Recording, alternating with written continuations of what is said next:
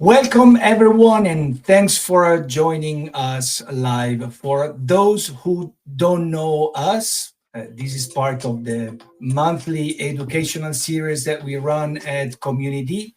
Once a month, we sit down with an expert, an entrepreneur, a founder that we admire, and we try to learn something useful from them.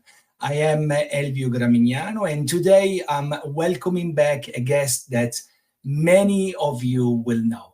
Almost 2 years ago, it was October 2024, we sat down with Dr. Bassil Akra to talk about MDR, IVDR, and it was really a packed conversation. Since then, two big things have happened. One is that the European Commission has published the revision of the MDR EVDR on December 16th, 2025. And the second is that Bassil himself has built one of the most interesting ecosystem in MedTech compliance. Akra team, that is celebrating its 5th anniversary, has been joined by 2B Mass. Now Bassil is the co-founder of Rihanna. He joined the board of Medivo and recently brought My Audit Corner into the portfolio. So we have really a lot to cover. Stay tuned. But before this, two very quick housekeeping items. The first one is, please drop all of your questions in the chat box, and we will bring the best in at the end of the session. And the second one is, if you find this helpful, please follow Community and you will automatically receive the invitation for the future educational event. Now, Bassil, welcome back. Thank you so much, Elvio, and I have a big pleasure being with you again here to speak about the burning topic for everyone. Every year we talk about it since actually nearly now nine years time on time. Like it's 9 years since we had the publication, and we are talking about it like every year because it's very interesting. Because it's interesting and because it's changing all the time. Yes, it is. So the idea is to do this into 3 parts. Part 1 is the December 2025 revision and what it actually has changed. The part 2 is what manufacturers should be doing now before the 2027 transition. And then the part 3 is your new operating model with AI and digital that will work with the human regulatory expertise, which is exactly what you're doing with your ecosystem. So let's start with the basics, as usual, with the big picture. So for someone that hasn't read the 100 plus pages of the COM 1023 report, what is really about? Yeah, thank you so much, Elvio. So if we look to actually what happened in December 2025 was actually a proposal publication of the European Commission. So very important is to actually restate that it's still a proposal, so it's not the final text. The European Commission did a lot of activities the past 3 years where they actually started looking into the system and whether the MDR and IVDR implementation are running smoothly. And they recognize there is a need after multiple survey, multiple activities, there is a need for a revision of the MDR and IVDR. This is why they prepared the proposal with the intention to simplify, with the intention to make the system more innovation friendly, and with the final intention to also reduce the costs for the healthcare system, because we moved from a system which was a directive, which was actually very prominent and very inviting for a lot of innovators to come to Europe first, to a system which became actually a big bottleneck for the European system and very costly system.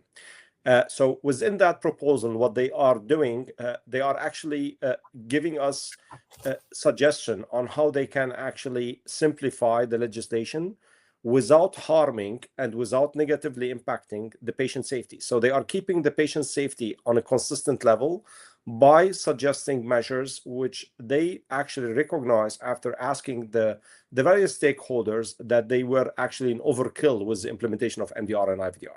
So what they are proposing at this moment is actually to, first of all, move toward the system which is actually a risk-based proportionate system by looking to general elements and trying to actually get them actually again balanced. Like, for example, relooking to the classification of some products to say, did we actually overclassify a lot of devices which is unnecessary, such as software as a medical device, such as accessories for active implantable devices.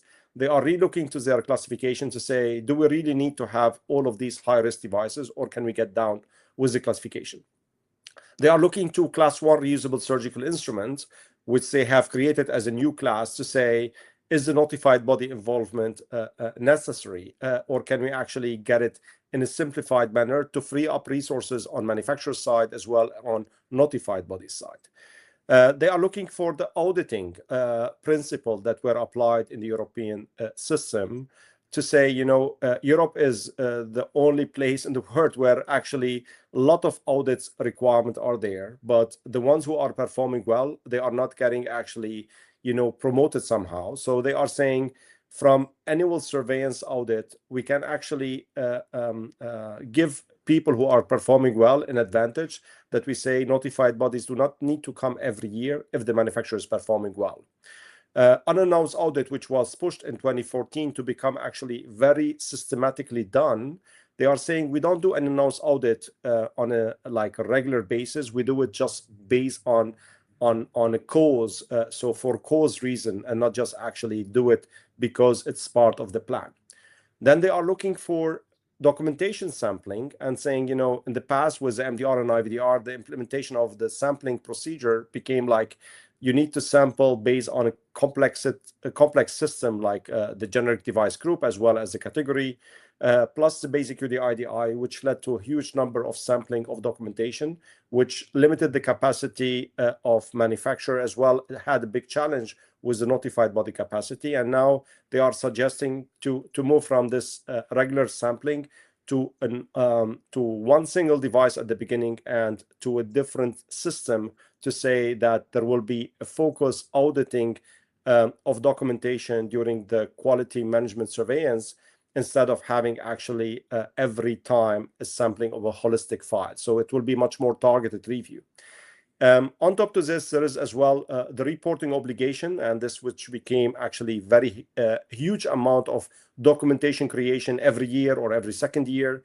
So they are waiving away some of these requirements to say, do we need to have all of these reports, or can we actually reduce the number of reports to what is actually essential and relevant? And very important topic, a clinical topic. They are relooking to the clinical expectation because, as you know, most of the people that were looking to MDR and IVDR, they had the biggest challenge with the high clinical expectation with regard to clinical data, clinical evaluation, and so on. And now they are trying to actually balance the expectations. Some of these suggestion might be not really doable, but some of them, they are reasonable. Like, for example, reopening the criteria for equivalency by avoiding the wording like same for biological equivalency and same for clinical to make it much more, consistent with international approaches to enable manufacturers as well to apply the equivalency approach. Now, the last point which I want to share, which I see as the most beneficial with the new proposal, is the introduction of a lot of new pathways, like pathways which are very supportive for orphan devices, which got actually a huge challenge with the MDR. Then the pathway which is related to innovative breakthrough device designation pathway, which allow innovators to come to Europe and to get supported, as well as the sandboxes that the European system is introducing.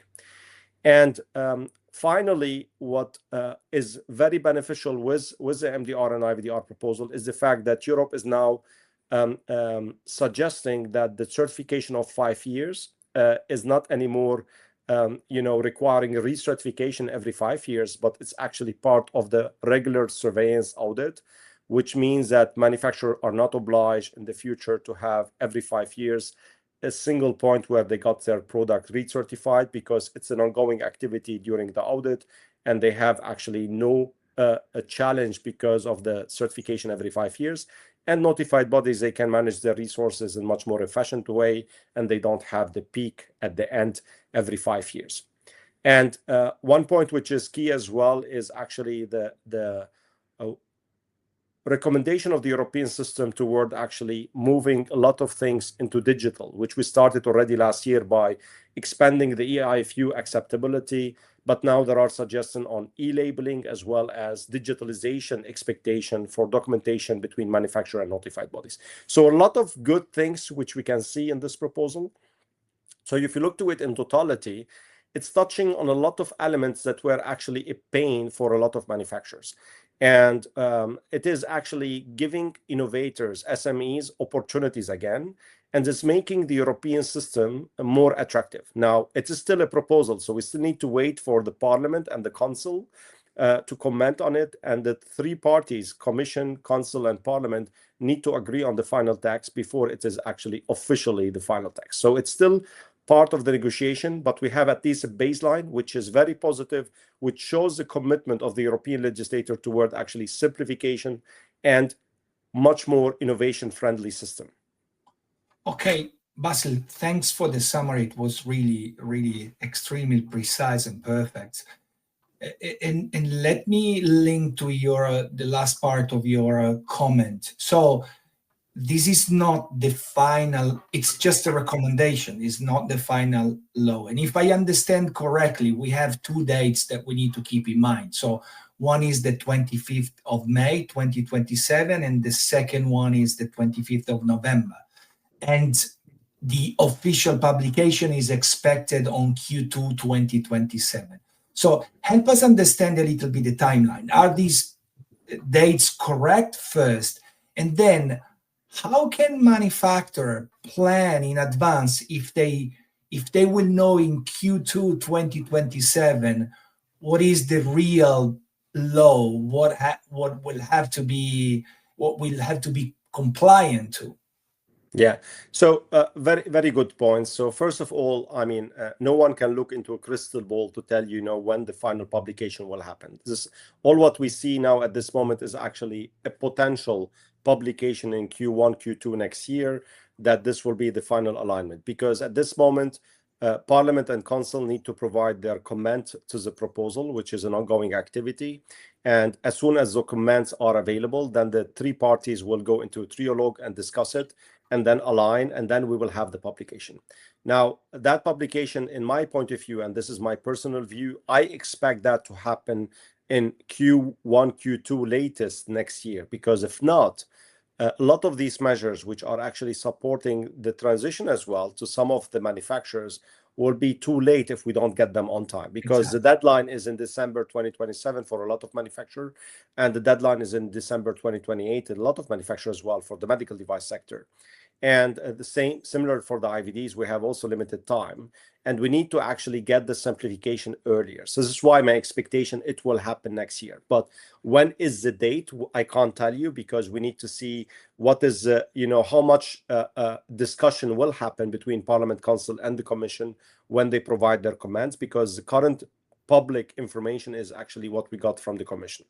Now, to your point on what the manufacturer should prepare, and I think what is key, when you ask me to summarize the proposal, you said some people didn't read it. And the reality is a lot of people don't read actually proposal of regulation early in their time. And even some of the manufacturers that I speak to, when I tell them, did you read it? They tell me, we will not read it before it's actually adopted and published officially in the official journal, which is actually not wise. Why? Because my recommendation always, you need to be resilient, you need to be prepared, you need to know what might be the future.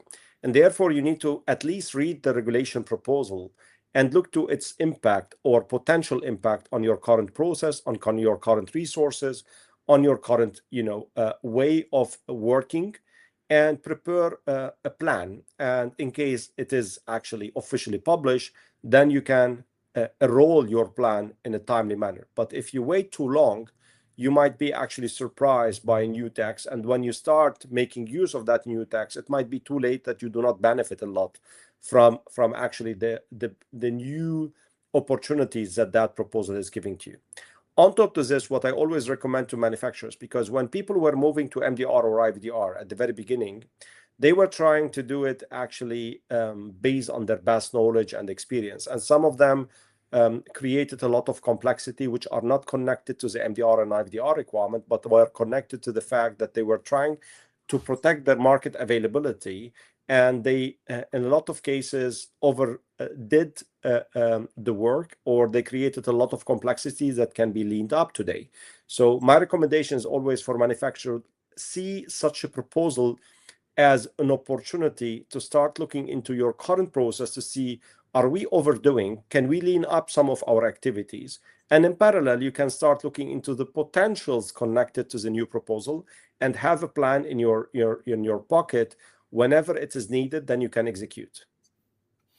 You use the word resilience, and the word resilience appears throughout the proposal multiple times. Yeah. What does it mean? Being resilient, you need to be, prepared. You need to be actually aware. You don't, if you don't have a resilient system, you will be always surprised, and surprises cost a lot of money.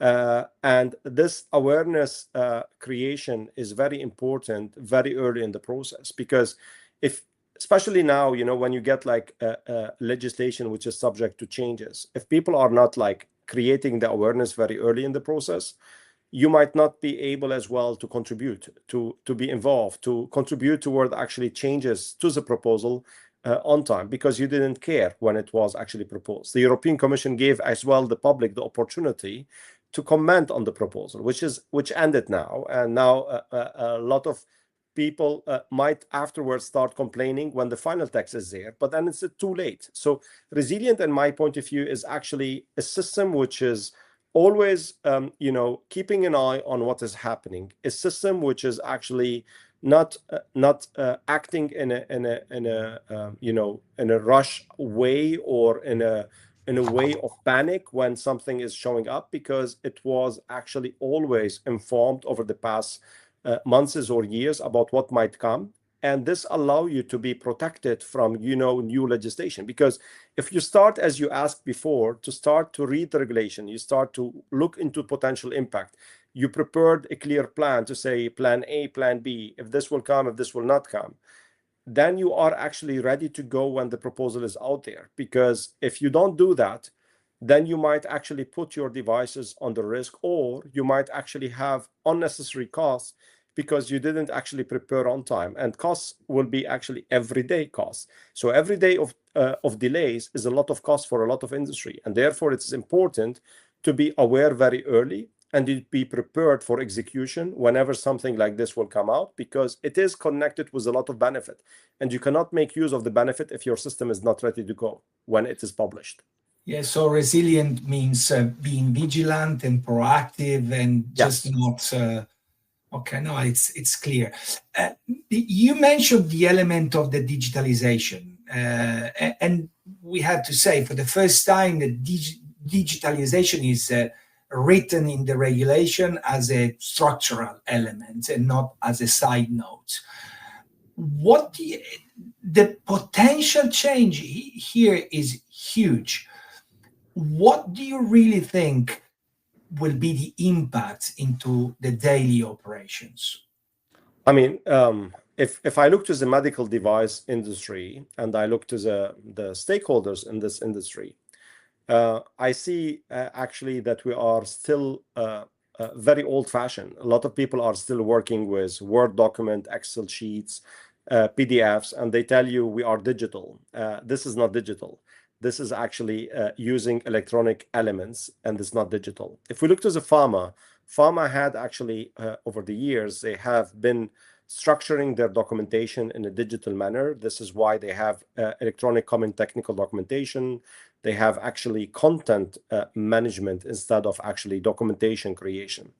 And the European legislator tried, based on their also political agenda between 2024, 2029, they wanted to support actually a lot of digitalization measures. So what they are now doing, they are pushing us by actually saying, we expand the EIFU allowance, which allow manufacturers as well to relook to their system to see how we can actually move digital on IFUs for a lot of products which are used by professionals. But they are also opening the way to say we will allow e-labeling for some of the elements of labeling requirements. But the most important element is actually the documentation. The documentation element was in the past, every single manufacturer created his document in a different way and submitted it in a different format to their notified body, to the authorities, and so on. And now they are pushing notified bodies and manufacturers to actually collaborate on exchanging documentation by using digital platform, which means it's a lot of actually, it's a very important project for every single industry to look to it, to say how we can actually get ourselves ready. Because if you look to the MDR and the IVDR, when they started, majority of the questions which were raised during the conformity assessment process by notified bodies to manufacturers were at the beginning related to inconsistency, incorrectness. You tell me this in this piece of the document, and you tell me that in that part of the document. And this can be avoided by using digital systems. And I think what does it mean for us in general? We need to change the way of working. We need to actually start using technology toward actually increasing efficiency of the work. This will simplify the communication between notified bodies, manufacturers, as well with authorities and other parties. Because if we start moving toward the digital documentation and evidence base, then we have a better way of actually ensuring that the focus of our work on what is actually relevant, instead of actually focusing the work on correcting wrong copy-paste activities done by human beings, because they are actually using a system which is outdated, which is actually not enabling them to kill such a problem by digital platforms, which allow them to be like more consistent and more lean in the way of working. Okay, Bassil, you're speaking definitely very positively about the evolution of the regulation. Yeah. But I read in one of your posts that you were calling the proposal smart but incomplete. So what do you think has been left on the table? Yeah, very good point. So the smart word doesn't come from me. I took it actually. I was in a meeting where the European Commissioner for Health actually called the regulation we are a smarter regulation, which I agree with him on that, because it's actually moving toward a system which is focusing on patient and focusing on actually availability of product on time. And this is what I see as a very key element.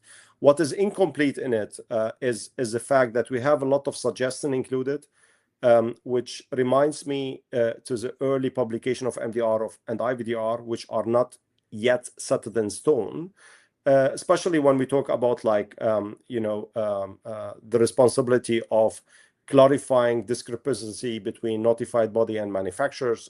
So if they have a dispute, who's going to be taking care of this and how it will work? The clarity regarding, for example, the sandbox, how will that function? How will that work? There is a lot of wording included there, which doesn't really enable us to use them yet, because those responsible parties are not really clearly defined yet in the proposal. There are some direction on how it will work, but there is no clear process described. And this would mean that you will not be able to make use of them immediately. And the final element which I see, which is critical and key, is actually the assurance of consistency across the various member states. The problem that we had with the MDR and IVDR, and we still have as of today, is in every single member state, you have always a special touch on how things are adopted. And even the proposal is allowing to have like a kind of escalation process in such a case.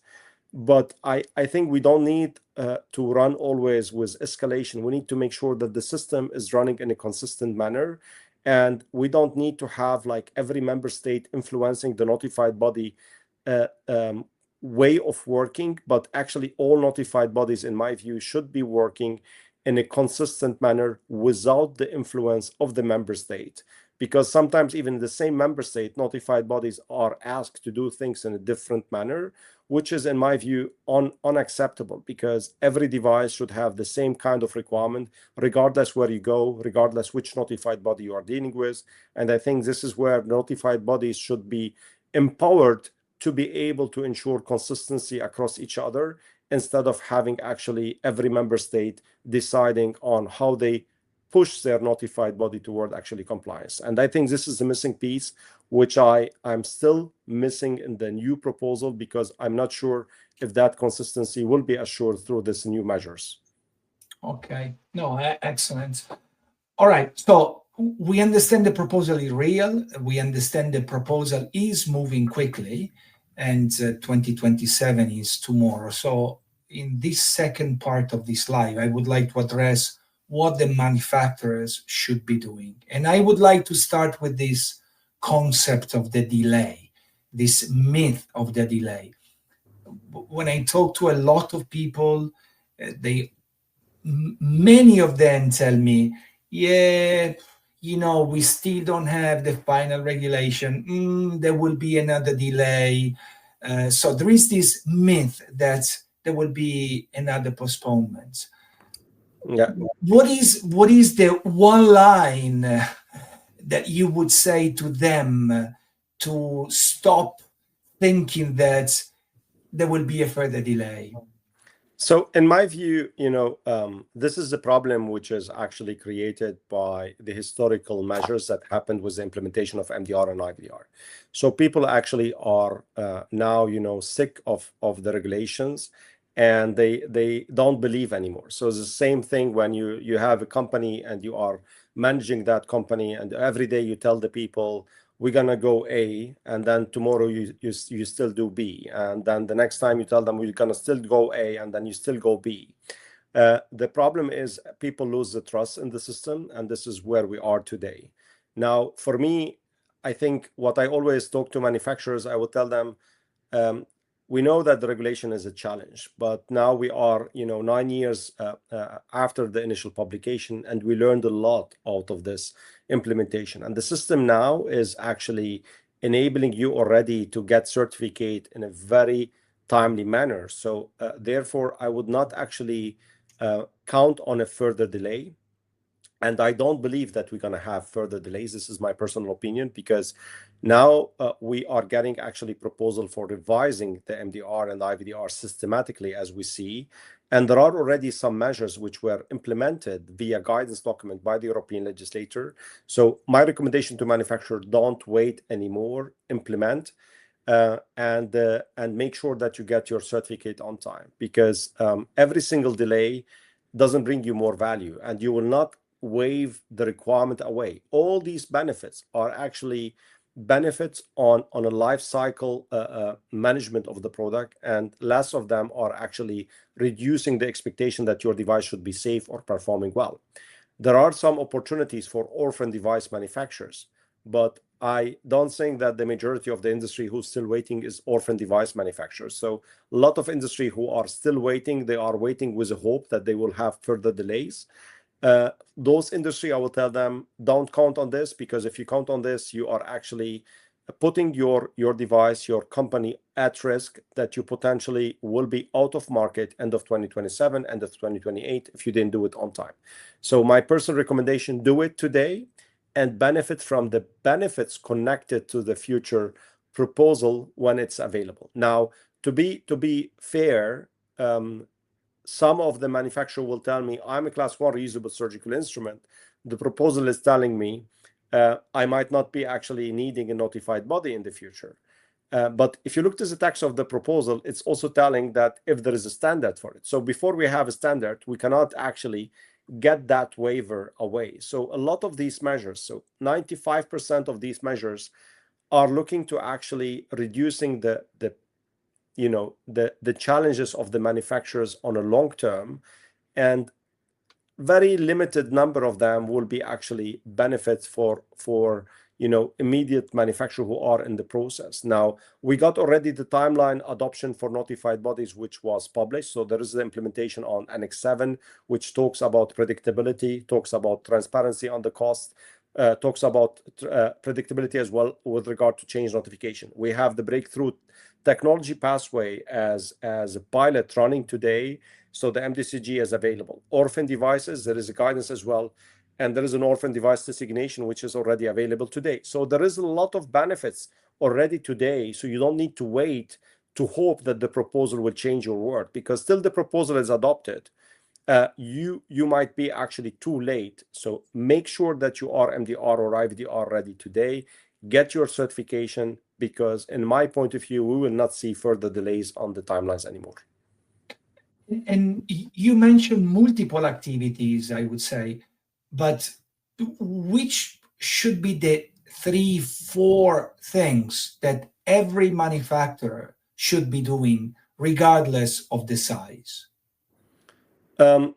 If we are talking about actually manufacturers who are not MDR, IVDR certified yet, I think the application is already with the notified body. The quality management system based on the transitional provision should be already MDR, IVDR compliant.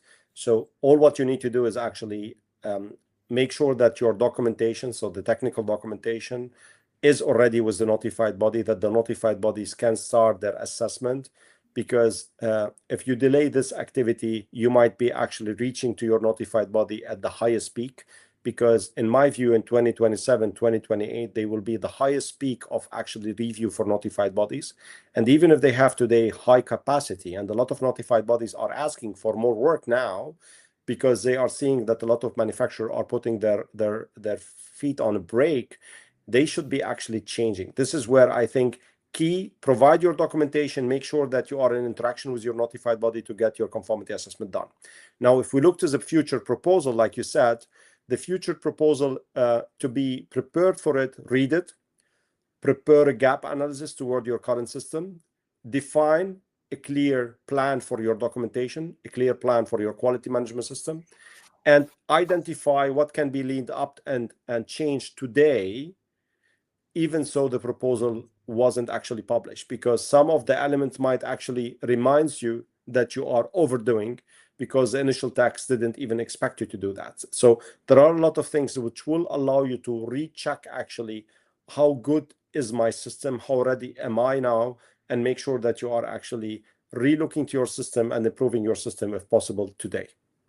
Okay, and when you're talking about the technical documentation, you're referring to the digitalization of the technical documentation and making sure that that your technical documentation that probably will have to evolve somehow is able to evolve into a digital system. Is that? I mean, you need to have the two elements. You need to have the technical documentation ready to be submitted to the notified body if you didn't do so. And preferably, if you are, and this is one of the elements that I always tell to the manufacturers, if you are looking to the future legislation and you see that actually Europe is telling you move digital, you can do it today, because today the requirement doesn't hinder you of moving digital. Those are elements that you can start with already today, because this will lean up your activity and will allow you, if the future MDR and IVDR will go digital, that your system is ready. And even if they will not go digital, you are actually much more advanced than others, and you are ensuring consistency and better structured documentation than other manufacturers have. Okay, I would love to touch on two elements that we discussed last time, and to me are remaining somehow an issue. One is the small to medium enterprises versus large manufacturers. So the medical device, different to pharma, is made by a lot of SMEs versus large manufacturers. So clearly here, what at the beginning we're noticing is that the competitive impact was not symmetric. Has there been a change? You mentioned the reduction of cost. So do you think that now it's been a little bit more symmetric between the SMEs and the large multinational corporations? I mean, still changes for SMEs are always, a big pain because, of their budget versus big players. Big players, they can actually deal with changes like this in an easier way than actually SMEs. Nevertheless, the new proposal is actually giving SMEs a lot of benefits, and there are discussion about also costs like discounts for SMEs. And there are also already in the MDCG for breakthrough technology pathway devices, a prioritization at no cost for SMEs, and some notified bodies are already offering that for SMEs. So there are some consideration in the new proposal which are addressing SME needs. Will that actually build a big impact on the willingness of SMEs to keep placing devices in the European market and innovating in Europe? We will see that actually later on when we do like evaluation of previous MDR FDR implementation versus new. But the European legislator this time tried to actually specifically address the SME needs by giving them a lot of benefits via prioritization, discounts, as well as reduction of a lot of reporting obligation, allowance of actually usage of external resources, like, for example, the PRRC, by reducing the expectation on those resources, which makes it actually for the SMEs much more like lean than before. But to answer the question, will that actually drive SMEs to say, let's go Europe first? We need to see that because the costs are still there, but they are not that intensive like they were at the beginning with MDR and IVDR. Okay. The last point of this section, in my mind, is the notified bodies. And, we discussed about this topic a lot in the previous live, and I've heard discussions in the last 3 years. So the problem here is that inconsistent interpretation across the notified bodies is probably still the biggest competitive distortion in Europe. And you touched on this point when you were mentioning the member state that are influencing the notified body. Do you think that the revision is helping again to create a better symmetry between different notified bodies, or this is still an element that needs further revision? I mean, they are trying to address that with some of the measures. Like I mentioned, there is actually a dispute opportunity today with the proposal, which wasn't available before. Because before, the only dispute which you could deal with was a dispute on classification. If there was, if you say your device is to A, the notified body would see saying to B, then you could go to the member state where the notified body is located and where you are located or your authorized representative, and then you get that clarified.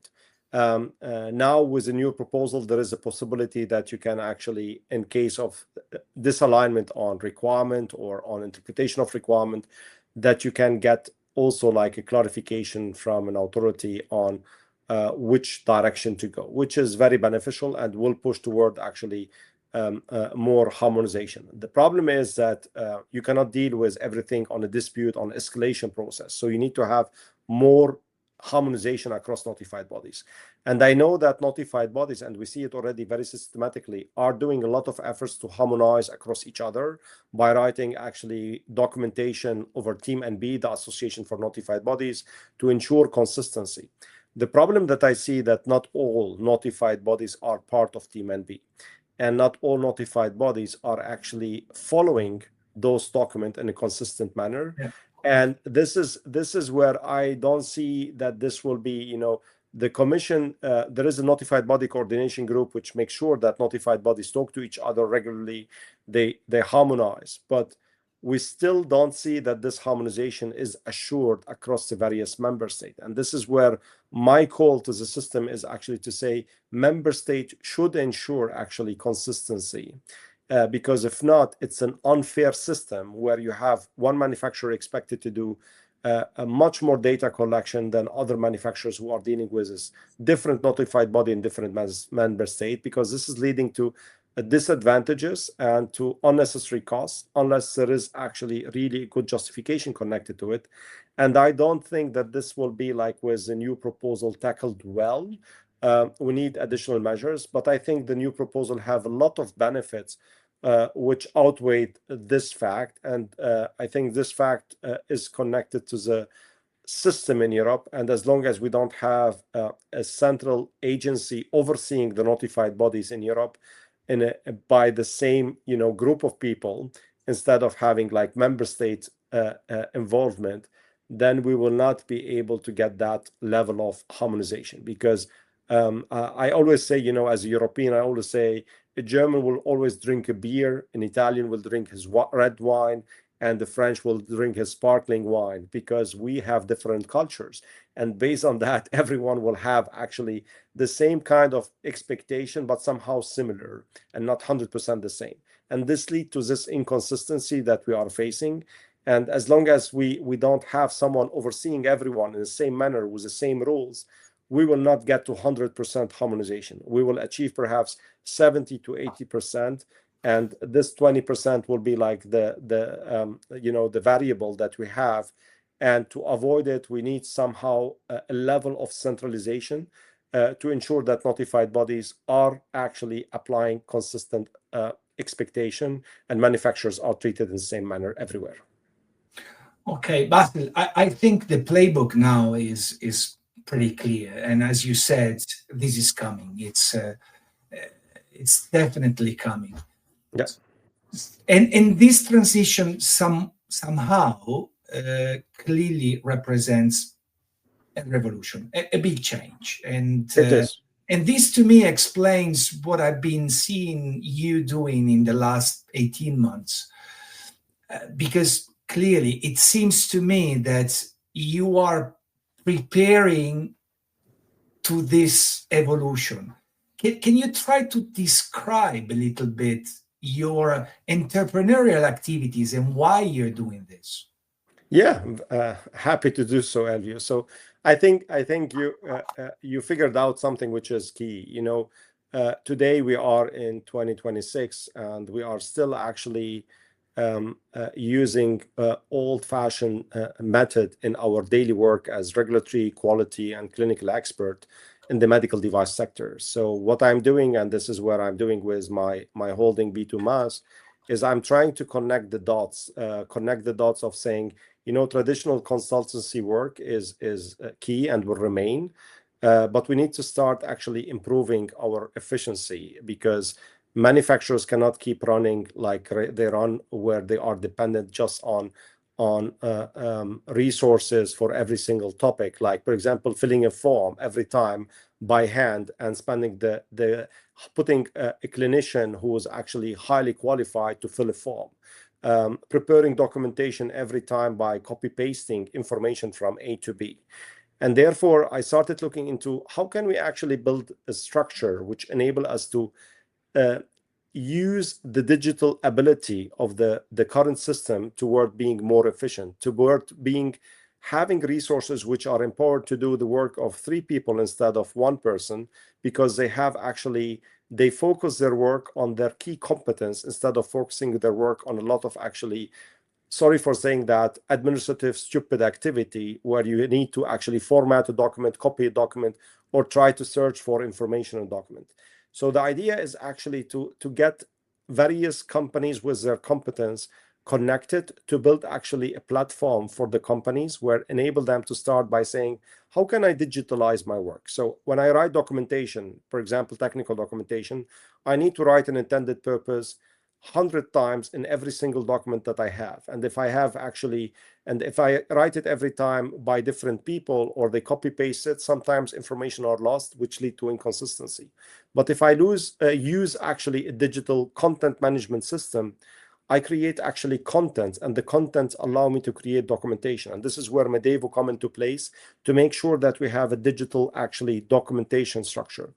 Then when you write documentation, you always ask yourself, where can I get which requirement from which actually regulation, which standard? And this is where Rihanna as a chatbot actually gonna help you when writing, to say, where can I get actually which requirement do I need to meet? What kind of information would I need to actually justify my wording to support it? So you don't need to search for it, because Rihanna gonna do the work for you. and will tell you which requirement you have to fulfill for which application. And finally, when you are done with your documentation, which are digital, and you prepared everything, then you can actually switch My Audit Corner, and you go home, and in the morning, My Audit Corner will do the audit and will tell you if your documentation are actually consistent, compliant, and then you would look to the report and you will see if there is no non-compliance, and will tell you what you need to adopt. And then the human being will make sure that actually the compliance is achieved. And this is actually the platform which I believe will be the future. So we will still need consultant, we will still need expert, we will still need regulatory professional, clinical professional, but they will be more efficient because their focus will be on their experience, on their knowledge, on their ability, and they will not spend a lot of time searching through regulation or writing documentation 100 times the same way, because there is something like a digital system which is helping them writing the document in more efficient manner and avoiding actually a lot of work which is unnecessary, because they can actually use a digital platform to help them sketching those documents. And what is more beautiful than having a system which is running in a compliant manner on a daily manner? Because if you do an audit by a human being, then you would need to have 1 or 2 persons flying somewhere else in the world doing the audit. And if you can't have all of these capacity, and the challenges of traveling as well of being able to audit every single supplier, every single entity on a regular basis is huge. If you have a system which is enabling you to do these kind of audits in a digital manner, and will give you actually a signal to tell you, hey, this company would need to be audited now much more systematically on a specific topic, then you can send a team there to focus. Instead of actually every time going to every single manufacturer, you have a kind of dashboard which is telling you where shall you focus, where shall you go, and this enable you to be more efficient and empower you to have a better system than you have today. When you're saying digitalization, you're actually talking about artificial intelligence. There are 2 elements. There is the digital piece, which is actually creating out of document digital documentation, so content. And then when you have digital content, then you can use artificial intelligence to help you actually on getting a lot of your elements much more, better, systematically, automated, improved. Because if you don't have digital content, then you cannot educate an artificial intelligence system, because an artificial intelligence system will be actually based on actually what you provide as an input. And if your input is actually just the public information, then you might have a lot of hallucinations. So you need to make sure that when you create an automation or you create actually artificial intelligence system, that you actually build a system based on an infrastructure which is educated accordingly. And then you will have actually digital document plus artificial intelligence, which gonna be servicing you, like doing for you an audit or doing for you a chatbot. And this is where we bring actually the 2 of them together by using digitalization for making sure that manufacturers are working in a digital platform instead of working with Word document, PDFs, and Excel sheets. And on the other side, we use AI and automation to make sure that their process are running smoothly and more efficiently. And how do you manage the privacy element related to the artificial intelligence? I don't know if I can call it privacy, but let's say a lot of large corporations are not allowing their employees to use artificial intelligence, because you're basically putting into a big machine your corporate information. This is a very good question, and I think this is a key element which is for every single AI service provider very relevant. So for us, when we deal with that, the machine will be running on your own server, on your own SharePoint, to make sure that your data are protected. Why big companies do not like that you upload the data to, for example, a chat which is AI chat or whatever, which is actually public, because then you are uploading this to a public, like you are publishing your information, and they're going to be used not just for yourself, but they're going to be used to educate other manufacturers when they ask them the same question. And therefore, what we are doing is actually to build systems which are enabling you within your SharePoint, within your database, to make use of them on your database, and the data will be just for you, and they will not be used to teach or to train other systems than your own system. So which is actually enabling you to empower your system to use, for example, regulation, which are public information, which are consistent, instead of using the public details in totality. This is why when we talk, for example, about chatbots, the input data for those AI systems to be your chat are actually just officially published regulation or standard that you have added to it via your own system. They will be actually empowering your employee that they don't need to actually do a search, but everything which you include in it is controlled. Because if you don't include controlled document to train your AI solution, then the AI will tend to do much more hallucination and create actually out of a lot of elements information which are potentially incorrect. Wow, this is really a revolution. We've been talking a lot. I don't see any question in the chat box, probably because we're talking too much. I have one last question for you. That is again, as I said, this sounds like a revolution. I hope and I think that the AI can eliminate a lot of the boring elements of the regulatory work. But let's say if things are moving in the direction that you're envisioning, what do you see will be the work in 2030? I think, I don't, it's not just a hope anymore, it's actually reality, because the new generation, when I look to my kids, they look to us and look how we do the work today, they smile and say, we will not do it in such a manner. This is inefficient, this is crazy, how do you work today? And I think it will be reality in 2030 that we will start actually seeing things running in a different manner. So the human being will be actually focusing on his or her knowledge, and the focus of the work will be actually, as an engineer, you provide your engineering input. As a regulatory professional, you will be actually always using the AI or the digital platform, but you will be actually including your knowledge and experience, because this will not be replaced by AI. You will still need the people, but the people will be much more empowered. So instead of having an auditor planning one audit a week, that auditor will be able to do 5 audits a week, because they have actually more efficient system in hand. And this will be like working with a dashboard and enable you to work actually in a more efficient and systematically focused manner than what we do today. So there is no forms anymore to be filled by hand. The forms will be automated. There is nothing which is actually repetitive work, which you typically would repeat for every single project which you do by a person. You don't do it anymore, because the system will do it for you. So based on that, you will free up all your work to what is relevant and what is key, and the people will work in a much more efficient manner than we do today.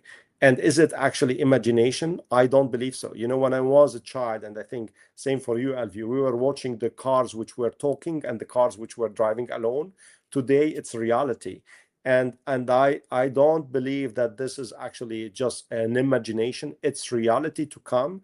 And everyone who believes we can stop that future digitalization and AI solution and future automation is shooting himself in his knee. So I call everyone to start actually working on it today, because it will be actually part of your life, if you like it or not. And therefore, if you are wise, make it part of your life today, and make it as a system, your future system, because this is how you are much more empowered, and you are protecting your ability for the future, because you make yourself part of that system instead of being actually the one attacking that system. Yeah, but it's perfect, because we are going towards the end and you're already doing the closing remarks. And I think this is a perfect closing remark, because we're thinking, okay, so what do I bring home? And the two things that in my mind, I think I would bring home is that the first one is that, all right, the MDR, IVDR is coming. There will be no further delay. it will change multiple things, but somehow we are all, in a way or another, we are all ready for this change. Let's embrace it and start to move it forward. The other one is that between the line of these changes, it seems to me that there are a lot of opportunities, as you said, to make the overall work more efficient, more error-free, if you want, and probably for the human being, more thinking and less repetitive.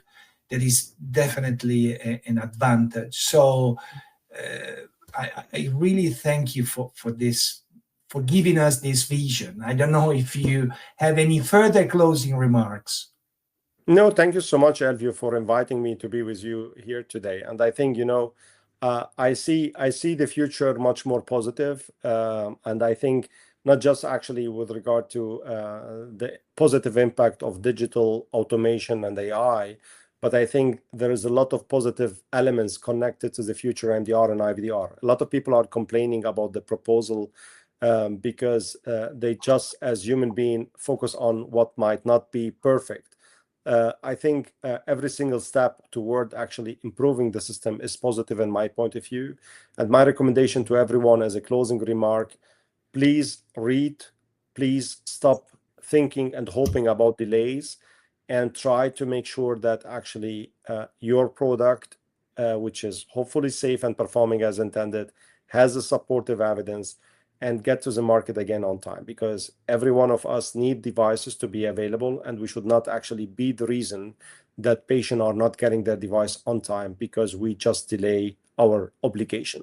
And I think we have, all of us, a commitment toward the healthcare system, and we need to work all together toward making sure that devices are on time to market. And the legislators are doing their efforts, and we should do also our efforts to make sure that devices are on time, certified with the help or without of the notified bodies, depending on the risk class that you have with your device. And I would say follow Bassil Akra and the Akra team on LinkedIn. I see you're very active. You keep teaching us, you keep educating us, and I have to tell you, your digital contributions are always very educational, very useful. I noticed that Akra team released lately a new website that is incredibly useful. So I think we as an industry, we need to thank you for this. Bassil, thanks again for being so nice and so precise and so educational again.